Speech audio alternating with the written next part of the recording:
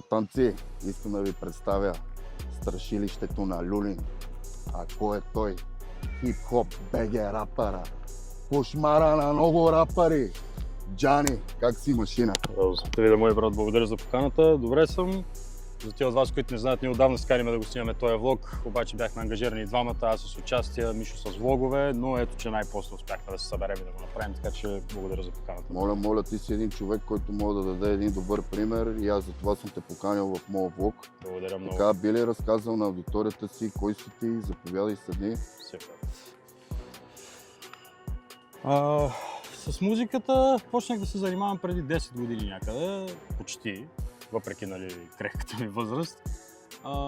Коя е крехката ти възраст? На 26 съм аз, така че 16-17 почнах с музика да се занимавам. Известно време беше чисто любителски, не съм очаквал да стане професия, но когато човек прави нещата от сърце, пък се случват, което и за малките е важно да го знаят, че човек не трябва да гони пари, слава и такива неща, защото това са материални работи, трябва да прави нещата с сърце и с душа. И това е за мен най-важното нещо за успеха. С спорта от 8-9 годишно се занимавам. Първо почнах таеквондо, после малко кикбокс тренирах, муай-тай и накрая само към бокс. Да, как се запали към бойните спортове? Кой те насочи на там? Повечето ми приятели, като бях малък, те тренираха футбол. Всичките мене винаги ми е бил скучен този спорт. Не знам, не е моя спорт, не съм добър в него. Имах братовчет ми тренираше таеквондо, отидах за една-две тренировки и беше любов от пръв поглед. Хареса ти, да? Да, просто беше моето нещо и си остана с мен в годините. Да, а от таеквондото, понеже защото муай-тай е доста агресивен спорт, да. Няма нищо общо с таеквондото. Не казвам, че таеквондото е по-омалважителен спорт, но все пак да ми кажеш муай-тай, който насочи там и в коя зала така си тренирал? Муай-тай тренирах при Антон Петров. Поздрави на Антон Петров. Поздрави на Антонката. Да, момчето изкарва само шампиони. Абсолютно. С Киро Синевирски тренирах и с Антон Петров също, с Симон Аковски тренирах тогава, Крум Петров, после оттам минах към бокса, въпреки че на тях им се разделиха пътищата, но много добра зала, много добри треньори, наистина много, както ти самия каза, само шампиони изкарват и знаят, разбират се правото. В крайна сметка боксовата си кариера тръгва от боксов клуб Люлин. Да, реално със състезания оттам тръгна. Беше, сега каквото да си говорим, треньора ми по бокс беше на другия край на София, което беше малко спрямо графика ми трудно. Исках да тренирам бокс някъде наблизо. Запознах се с едно момче, тук от Люлин снимахме един подкаст, той водеше тренировки по бокс любителски. Покрай него се запознах с треньора ми и оттам вече отидах, направихме боксов клуб Люлин. Да, ако желаеш, мога да покажеш тениската, все пак ти си спонсор на залата. Боксов клуб Люлин, отзад е логото. Картела Рекърдс и останалите ни спонсори също. Залата се намира до завод Несле в Люлин 1, който иска да тренира, да заповяда, да води тренировки на малки деца, на големи, така че няма грешна възраст да започнете да спортувате, това е най-важното. Между другото, аз съм тренирал в тази зала, залата наистина е уникална. Има също татами, там също може да се провежда тренировка по джудо, така че заповядайте, приятели. Треньора също главно се занимава с деца, така че повечето, ако си търсите някой да се занимава с вашите деца, не ги пращайте по детски градини или да ги оставяте на телефона да си робят по тиктоците и да стават изпържени. Изпържени, невменяеми, после да си казвате къде сбърках. Може да ги запишете, не казвам за бокс, във всеки един спорт. Спорта възпитава. Абсолютно. Да, добре. Би ли ми разказал за начина ти на живот в Люлин? Каква беше реалността, какво се случваше около теб като цяло? Като малък бях малко по-така дивак, ама това, което ми направи впечатление, че винаги това е било в периодите, в които не съм спортувал. И затова е толкова важно за малките, искам да го наблегна да спортуват, защото когато човек спортува, това му дава дисциплина, дава му един фокус и една посока в живота, която го държи далече от глупостите и показва наистина кое е важно в този живот. Съответно, колкото повече пораства човек, разбира, че тия работи с това, да сте гангстери и така нататък са отживелица, вече света се движи по друг начин, функционира по друг начин и това, което реално един мъж го прави мъж, е да се държи на думата, разбира се, да може да се разчита на него. но всеки си, аз като всеки си минах по пътя, който не беше. Така е, да, понеже аз съм така от по-старото поколение и все пак, нали, поздрави за Льонката, за Милиони, за момчето. Поздрави. Нали, все пак Картела Рекърдс, те там първо от тях тръгват. Кои бяха групата, само да споменеш Картела, те са Милиони. Към момента сме аз, Милиони, Алекс, Айван, новото ни момче и скоро ще имаме и момиче в лейбъла Лина. Хората си го представят едва ли не, че сте едни престъпници, едни гангстери, Милиони миналото, което му е било, нали, все пак никой не е имал хубаво минало. Важно е, нали, човека какъв пример дава в момента и искам да кажеш, нали, все пак ти си човек, който тренира и спортува. Нека да кажеш на хората, които са, че вие абсолютно не се занимавате с никакви глупости. На сметка, както се казва, хората няма светец без минало, няма грешник без бъдеще. Всеки човек си, нали, минава по пътя, понякога допуска грешки, които, нали, важното е да вземеш уроците от тях. Спортуваме, гледаме да даваме добър пример на малките и в крайна сметка да правим това, което обичаме да правим, музика. А ти как се грабна? В смисъл, как се запали? Как беше твоето начало с музиката? Защото все пак ти каза, че от 8 годишен си по залите, да. Тайкондо, след това, нали, муай-тай, накрая към бокса. Как стартира, нали, твоята кариера с музика? В смисъл, кое те грабна? Кое беше твоята мотивация? В смисъл, много интересно ми е, наистина. Първата ми среща с рапа беше, баща ми имаше един диск в колата на Гумени глави, на Мишо Шамара, на Бенджамини, те малките сигурно не ги знаят. Абсолютно. Ама ние сме израснали с тях. И оттам се запалих, викам бах тяхната музика, свира на китара от 13 годишната, малко бях и към там рока, метал в един момент.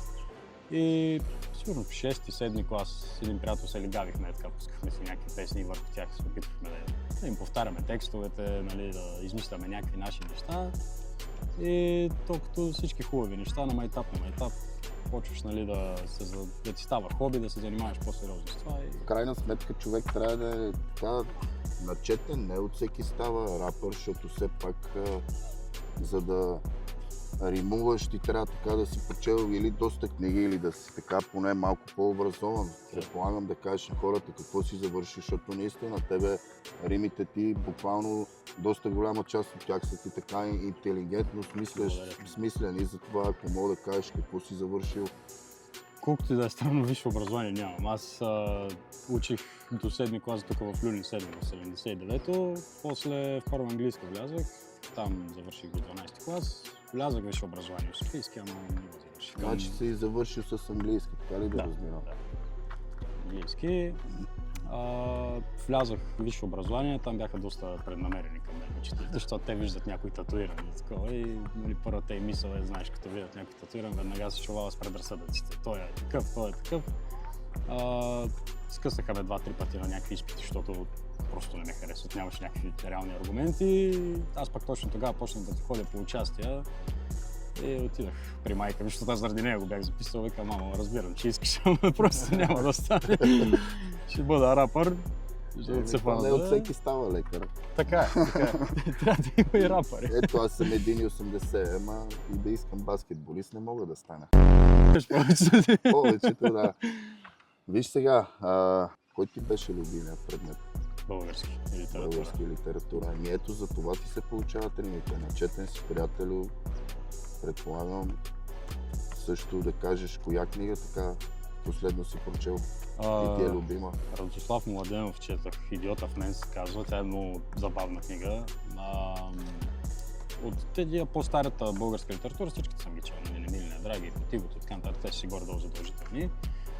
Проблем ми е на мен малко четенето, защото имам зверски проблем с концентрацията. Аз като седна да чета нещо, аз на четвъртия ред забравям първия, трябва да се връщам и една страница чета по половин час и накрая се изнервям, викам, май, ще го напиша в ChatGPT да ми го сбие. Да е жив и здрав ChatGPT-то. Половината ми живот, бе.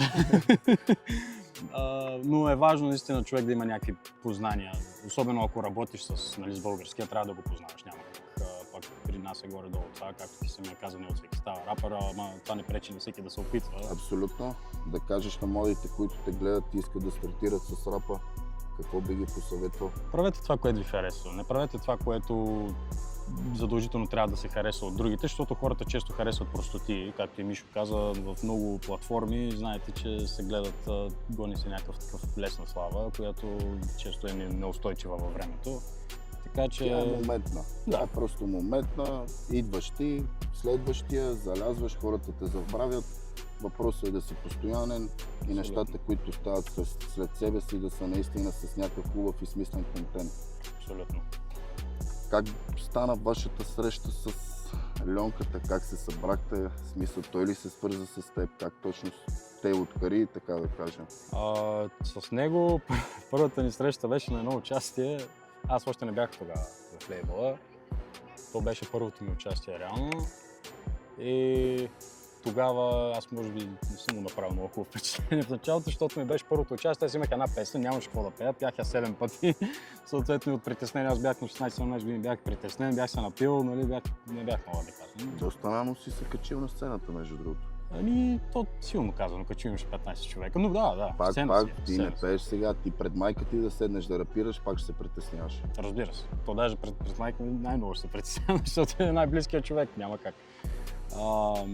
След това мина време, аз почнах да си качвам клипчета във Facebook тогава, как си рапирам в стаята някакви мои текстове. Това остана незабелязано от Картела, свързаха се с мене, тогава едни мои приятели бяха влезнали точно в Картела, те ми казаха, че те искат среща с мене, срещнахме се, обсъдихме къде ни се срещат целите, стигнахме до извода, че гледаме в една посока и тогава до сега си работим с това. Супер. В училище какъв беше? Беладжия или? Аз бях беладжия извън училище. В училище доста бях такъв интровертен. Не бях той, дето седи най-отпред и е забавния в класа и... Наистина, аз те задавам този въпрос, защото нали, доста от младите в момента нямат уважение към учителите.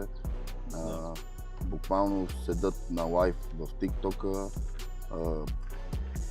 агресират, държат се безобразно, в смисъл буквално пълна анархия се случва в час. Абсолютно, така че искам да кажеш на младите как си се държал ти и ако мога да вземат един пример от тебе, затова те питам, нали, как си се държал в училище. Винаги съм се държал с уважение към учителите, най-малкото, защото това са едни хора, които са там да помогнат и които са там да те научат на нещо. Дори понякога учителя да не е в право, това е човек, който е по-възрастен, трябва да знаете да уважавате по-възрастните, да се държите възпитано и да имате уважение към това, което те правят, защото те в крайна сметка не са там да научат себе си, те тия неща ги знаят вече, те са там да научат вас и да ви направят по-добри и стойностни хора, по-образовани. Не е яко да се правиш на интереси на гърба на учителите, да ги обиждаш. Той, както и ти казваш, що вече в днешно време, като някое дете да не се разбира с учителя, родителите ходят да се карат на учителя, не на детето. Абсолютно. Чакат го да го бият чак. Да, което е абсолютно абсурдно. Искаш ли ти кажа това откъде идва? Това идва от едно време, защото това са родители на нашата възраст, млади родители и те просто са били, нали, защото знаеш, че едно време учителя имаше право да си те пошляпва. Знаеш, яли сме бой, аз лично съм ял бой от учителя ми по физическо, бил ме с хилка по федербал и тогава не е имал телефони да го снимаме и въобще родителя ми да идва да го бие или нещо от този сорт. Аз съм имал уважение на учителя. Днешните деца нямат. Не казвам, че учителя трябва да бие ученика в никакъв случай. Тая работа е на родителите. Възпитавайте си децата. Просто искам да кажа, че родителите избиват комплекси и си казват, моето дете никой няма да го пипа, както мене са ме били и са ме тормозили учителите. Ама сега си човек, нали? Сега си човек, работиш, а детето ти дърпа балони, ходи като невменяем и не знае дори азбуката. Така че вие сами си правете сметка какъв пример ще давате на вашите деца и дали ще търсите проблема в учителите. Много вярно, между другото. Добре, виж, много ми е интересно, когато започна да рапираш за първи път, подиграваха ли ти се? Имаше ли хора, които те подкрепяха или всички бяха против теб? Това е... Естествено, че всички почват, нали, аре бе, типа, какво се занимаваш тук, ти на къв се правиш, мани ги тия простоти. Това, което и преди в Бога си говорихме, в България всеки разбира от всичко и тук народопсихологията... Байганю българина, бата. Да, най-големия. Нас любимия ни израз като народ е това пак кой беше, нали. Хората не си задават въпроса, нали, да си кажат, ами аз кой съм, нали, да питам той кой е. Тук разбираме от бокс, от политика, от рап, от музика, от всичко. Най-тъпото е, че после идват хора, които са се ебавали в началото и които не са те подкрепили, да ти казват, брат, помниш ли ме, аз съм те подкрепил от първия ден, от едно време винаги съм бил до тебе, което кой лъжеш? Точно това ми беше следващия въпрос, а сега същите тези хора, като те виждат, че си успешен, как се държат с теб? Абсолютно. Същите тези, които ти се подиграваха в началото. Сега всичките. Брат ми, помниш ли? Аз бях с тебе, подкрепях те самото начало. Първия ден помниш ли? Викам, помня, там е проблема, че помня. Добре, понеже говориме за бизнеса, за музиката, нещата там с доходите. Сега вече е добре, но има един много дълъг период, в който реално, нали, човек трябва да покаже характер, защото първите няколко години пееш на празни заведения за никакви пари и тогава много хора се отказват. Докато дойде момента, нали, да почнеш да правиш някакви гледания, да идват хора по участия. Има много приятели, дето искат да почнат с музика и те викат, брат, да не се изложа там на първата ми песен да нямам 1 милион, викам аз на първата ми песен на 1000 гледания се радвах. То е, както и ти самия каза, бързия успех бързо изгасва. Абсолютно. Така че човек не трябва да търси прекия път. Колкото по-постепенен успеха и колкото повече дисциплина и постоянство вкарваш, толкова по-устойчив във времето. Не трябва човек да гони пари и слава. Това идва от само себе си, когато хората видят, че обичаш това, което правиш, те го оценяват. Сега в момента можеш ли да се изхранваш напълно само от музиката или трябва нещо странично да позаработваш? Мога, но независимо от това се занимавам и с други неща, защото просто сега съм млад, колкото повече, нали, труд вкарвам сега в нещо, толкова... Точно така, сега ако не се трудиш на 50 ли да се трудиш? Абсолютно. Имам собствен бизнес, отделно се занимавам с дигитален маркетинг, имам соларни паркове, които, нали, произвеждат енергия и ги продавам. Но пък хубавото е, че това всичко е финансирано с доходи от музика, така че в крайна сметка успях да... В крайна сметка ти е било отблагодарен труда, който си вложил, ти се е бил отблагодарил. Би ли ни споделил какъв собствен бизнес имаш? Соларна енергия имам. Имам соларен парк, произвежда ток съответно и този ток го продавам на свободния пазар.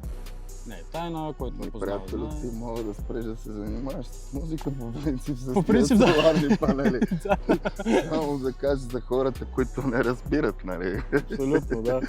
Но пак казвам, ти го правиш, защото го обичаш, нали? Ти точно само всяка дума, която казваш, го правиш, защото го обичаш. Абсолютно. Не си тръгнал да го правиш с цел да ставаш милионер, да ставаш най-известният, тръгнал си да го правиш, защото ти харесва. В крайна сметка, просто ти се е получил. Да. И то си се е получил, защото имаш смислени рими, начетен си. Благодаря. Пак казвам, не от всеки става рапър.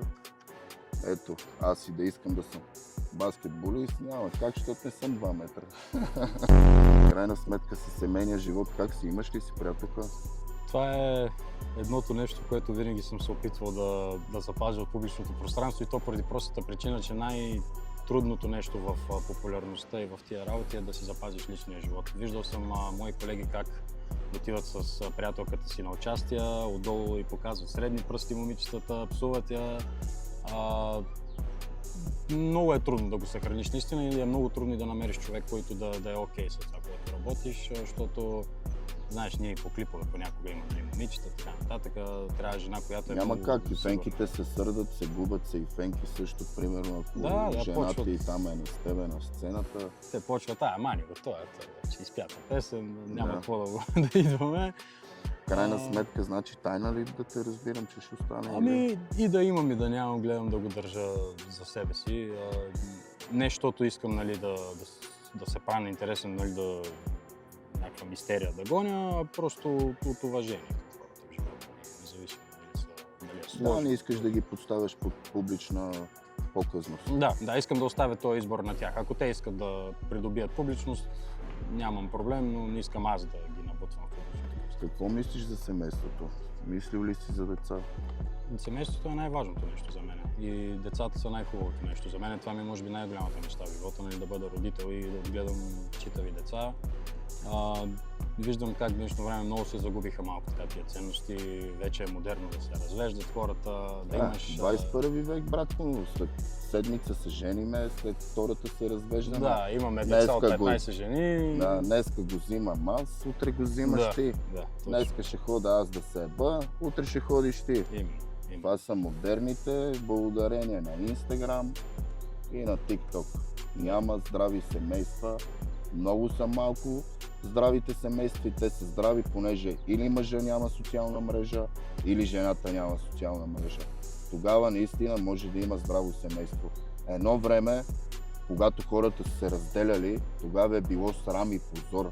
Абсолютно. Неговите родители, моите родители, тогава нямаше фейсбуци, инстаграми, тиктоци. Не е имало всяка сутрин някой да пише на майка ми колко си красива и как ще те чукам и така нататък, както и на неговата. Разбира се, хората са били по-търпеливи, правили са компромиси, траяли са се един друг, ами сега как е? Както не ми харесва отношението му на него или на нея, на мене ми пишат 20 жени, на него му пишат 20, на нея пишат 20 мъже. Знаете, всеки се представя в интернет пространството като Дон Жуан с най-милите си думи. Значи, примерно, няма да отговори на 20, на 30, на 40 ще отговори, примерно, защото мъже и в този ден не се е държал добре. Да. Няма абсолютно никакви компромиси, затова няма здрави семейства и не знам, нещата отиват много на зле. Не знам, по тази тема има много какво да се говори, но абсолютно. Това ще го направим в отделен подкаст с друг мой по-специален гост. На тази тема по-специален, защото Джани, мога да кажа, че момчето наистина дава добър пример, най-вече с това, че текстовете му, защото аз съм запознат с неговата музика, в неговите текстове никъде не се пее, да се пие, да се друса, да се пие и така нататък. Така ли е, брато? Абсолютно. Никъде не толерираш тези неща. Да, не съм снимал никога наркотици по клиповете си, защото колкото и нали, се да повтарям, нали, не трябва изпълнителите да възпитават децата, трябва родителите да ги възпитават, в крайна сметка пък и ние нямаме право да им вредим, защото те са в публичното пространство, в социалните мрежи, те ги гледат тези неща. Така че никога в мой клип няма да видиш някой да шмърка, да... Аз за това казвам, че си за пример. И понеже говорим за тази тема, какво мислиш за нивото на културата на БГ рапа в момента? Мисля, че тъй като стана много достъпно вече да правиш музика, вече всеки познава се някой със студио, всеки познава се някой, дето снима клипове, съответно много хора почнаха да правят музика и от всяката така блика, нали, продукция, което води до, както нали, до много нови таланти, които се откриват и стават популярни, така и до много хора, които стават известни не с много хубави неща. Не искам в крайна сметка да опреквам никой, всеки има право нали, да прави това, което му харесва, но аз лично не подкрепям хора, които влияят зле на Да, като толерират, смисъл имат, да кажем, не искам даже да споменавам кои хора, защото това е един вид реклама. По принцип ще излъжа, ако кажа, че нямам нищо против тях. Имам против тях, разбира се, защото имат славата и просто дават ужасен пример на младите. И за мен това не е правилно. Абсолютно не е правилно. Винаги съм казал, че много можеш да разбереш за един изпълнител, като му отидеш на участие и му видиш аудиторията. По това какви хора му се кефят, може да ти стане ясно и той какъв е като изпълнител. Винаги. Понеже говорим за участия, да ми кажеш един последен въпрос и да започнем вече тренировката. Както разбрахте, Джани е тренирал бокс, бил е на състезания, на държавно е бил, ставал е първи. Медала, снимката с медала ще качиме в блога. Затова тренировката сегашната ще ме пораздвижи малко, лапички, после ще направим малко успоредки и надявам се тренировката да бъде полезна както за нас, така и за вас. Последният ми въпрос е: кое е най-щурото нещо, което ти се е случвало на участие? Майко, това е много добър въпрос. То трябва да снимам още един час. За първото, което се сещаш така. Последно, последно да кажем. В Благоевград, това няма го забравя. В Благоевград аз след всяко участие оставям, нали, да се снимам с хората, да ги уважа, нали, да се запозная с всички. Дойдоха една компания, те бяха една жена на 40 и нещо с 2-3 момчета. И тя ми каза нещо в ухото, аз не я разбрах много какво ми каза. Чух, може ли да се снимаме? Викам, нали, да, няма проблем. Ми казва още нещо и ме фаща тук, брат, и ме облизва по цялото лице, братле, от врата до ухото. Което е супер гнусно. Аз много си обичам личното пространство и мога, брат, да някой те оближа. Въпросът е, че като си мъж охраната нищо не прави. Аз това сладолет, затова съм го срещу бечани. Да, това беше доста шокиращо. И така се обръща, викам, какво правиш? Тя, айде, бе, пееш там. Викам, аз не пея за тебе, викам да се. Ама да, това се убедих по участие, че жените са по-нахални от мъжете, доста често, брат. Жените са доста по-разкрепостени, по принцип те са тези, които ни извръщават. Абсолютно, братко, абсолютно. Добре, да започнем сега тренировката, защото си изпържихме. Да, основните неща. Брат, рамене малко, защото бокса удря там много. Лакти, другата.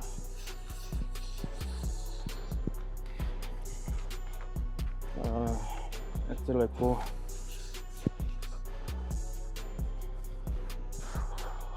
С годините се повече пукане и трещи. Отгоре до долу. Отгоре до долу всичко почва пука. И глезаните само малко ще раздвижиме. Стъпи някакво на крил. Въпреки, че ако ще държите лапи на Мишо, няма какво да ви помогне. Няма, сега ще работим само за бързина. Хората подценяват загрявката колко е важна в една тренировка и 90% от контузиите стават така от недостатъчна загрявка. После някакви са контузии и вика, батите тия спорт. Тя загрявката за някои хора си е направил тренировка. О, да. Мишо, ти наскоро помня, че имаше контузия. Какво стана реално? Бицепс ли разкъса? Скъса го, да, братле, и то сега ще ти разкажа, понеже изядох много хейт, да ти кажа ситуацията реално каква беше наистина на скъсването. Момчето, с което, нали, правих на блога, да. Той ми каза, че реченето му е било щупено наскоро. И, нали, да не сме правили спаринг, че ако съм го ударил, нали, съм имал възможността, братле, да му се щупи наново. И съответно се бяхме разбрали на условия. Да. Предна ръка само. Само предна ръка в тялото. Да. Момчето, понеже е една идея по-висок от мене, и, нали, аз тръгвам, да. Първи удар пускам от тука, да. И после вече загревам от тука да удрам. Да. Момчето си дига лаката.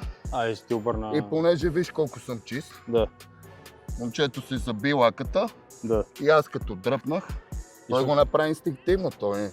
Да. Инстинкт за самозащита, аз, нали, не го вина. Момчето заби лаката, аз като дръпнах, той вече се скъса и аз като тръгнах, нали, за втори, то се доскъса. Само се е доскъсало, да. Колко време се възстанови? Много, честно много. Просто бях куче, правих се, че не ме боли, ходех да тренирам. Да. Свалих шината доста по-рано. Буквално един месец по-рано свалих шината, почнах да се раздвижвам, да си правя сам рехабилитация. Слагах пептиди, хормони и така нататък. Ето го в крайна сметка. Супер форма. Да. За хората, които не знаят и които не се занимават с спорт, скъсване на мускула е изключително сериозна травма и е много бавно възстановяването, а Мишо наистина доста бързо се възстанови. Аз го следя в социалните мрежи, така че поздравления за това. Много хора спират да спортуват. Абсолютно, всеки ми каза как въобще смееш, пак, нали, защото ме гледат след скъсването, пак брутални тяги и така нататък. Да. Вика, човек, ние не смееме да дигнеме по 5-10 кила, вика, повече с скъсване на бицепс, ти вика как го правиш. Разбираш ли? Да. Истината е, че аз го правя, защото лекарите, които ми правиха операцията в София Мед, да са живи и здрави, ми казаха, нали, че буквално такива сухожилия не са виждали като корабни въжета. Може да пуснем снимки, даже ще пуснем снимки от скъсването, да покажа наистина какви сухожилия, дебели, викат, ние се събрахме целият екип да ти гледаме, вика, сухожилието, вика, откъде го извади, съвсем сериозно. Вика, на такава мускулатура, вика, Сухожилията са ми тънки, вика, като на игли. Да. Вика, ти откъде го извади това корабно въже? Вика, така, вика, сме ти го направили, че вика, ще ти бъде много по-здрав, отколкото преди. Вика, ще си дигаш, вика, без проблем. В смисъл, тяхна гаранция. И така и стана. Съответно и много по-добре се чувствам, здрав съм, разтегнат съм. Доста време ми трябваше само да си държа ръката тук горе. Да. Тя ми падаше така. Тя седеше, аз не можех да я дигам. Или седеше по-така. Разбираш, трябваше буквално така да си я слагам, не можех да я сгъвам. Беше много зле, но сам се рехабилитирах. Сам направих всичко, доктор Бериша. Рехабилитатор по-точно. Добре, Джани, да слагаме ръкавиците. Лактите също са много в час, братле. Борба за едно в едно е най-ефективна. Най-бе, брат. Брат, няма какво да си говорим глупости, всеки един бой завършва с борба накрая. Абсолютно. Ако, освен нали, ако нещо не свърши за секунди. Стойка, да. Ма то това, ако е някой не, с боеца, подготовка... ако е подготвен и такова, няма как. Абсолютно. Винаги всеки търси борбата, близкия бой. Всеки с поне малко бойна подготовка няма да падне от един удар. Така е, да. Затова ги зависи от удара, нали? Ако Мишо удари някога, ще падне и Терминатора, да е, но... Братлета, тренирайте, бате, гледай какво съм го направил като навигатор. Особено за бокс ви трябва, брат. Няма как. Всичките удари там отиват и врата ви амортизира. Добре, понеже аз съм с обратен гард и ти досега май не си таковал така, да започнем леко да ми свикнеш, добре, да ме видиш. Добре. Този епизод ще е малко по-специален, защото сме си в Люлин, ще го направим макленската без лапи, така че ще раздвижим Мишо и DMS китки за Джани след тази тренировка. Добре. Оп, да. Два предни. Браво. Пак два предни. Добре. Два предни и заден. Браво. Два предни, заден и предно круше. Значи, който си мисли, че тия удари са леки, да дойде да фане. Айде пак два предни. Добре, два предни заден. Два предни заден, круше и изкиваш. Дай. Оп, браво. Оп, браво, дай. Причината да харесвам толкова тази комбинация е, че един удар зарежда другия, което се усеща от нещо много. Айде пак. Браво. Оп, браво. Добре. Браво. Браво. Да. Оп. Браво. Оп. Оп. Оп. Оп. Оп. Оп. Оп. Оп. Шуп. Оп. Шуп. Оп. Шуп. Оп. Шуп. Оп. Шуп. Оп. Шуп. Оп. Шуп. Оп. Шуп. Оп. Шуп. Оп. Шуп. Оп. Шуп. Шуп. Добре, айде от тази страна също. Оп. Шуп. Оп. Шуп. Айде последно. Оп. Шуп. Значи ако искате и вие сухожилия като корабни въжета, дръжте на Мишо лапи. Ще видите как се тренира корем. Мишо прави коремни преси, аз му влизам на серия в корема и така 10 повторения. Дай. Мишо.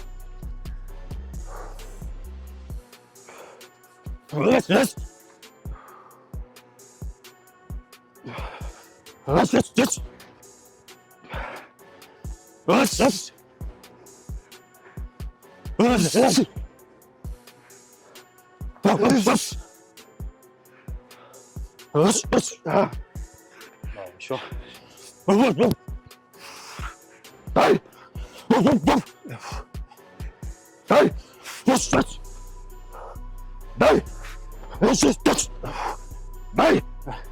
Дай! Дай! Добре, ще завършим тренировката. Серия кофички, серия набирани. 3 серии и приключваме филма. Добре. Малко сега гърдите. Добре.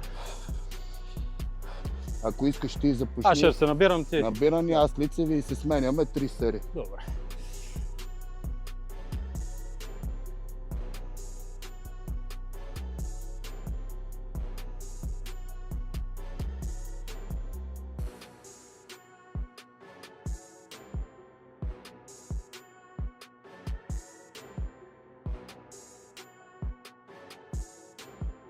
Не мога да се държа за лов. Китките ми бати след Мишо направо ти казвам, все едно са чужди. Спартанци, изготвям хранителни режими, тренировъчни програми. Всеки един, който иска да постигне най-добрата версия на самия себе си, нека се свърже лично с мен. В линка долу в описанията Facebook, TikTok, Instagram. Напишете старт и лично аз ще се свържа с вас.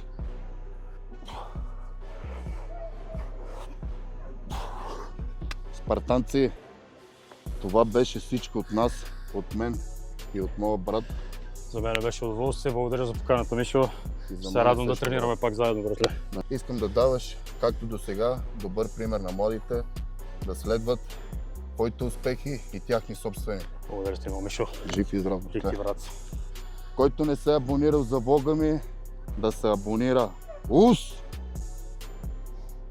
Искам да тренирате и да ходите на училище и да слушате родителите си.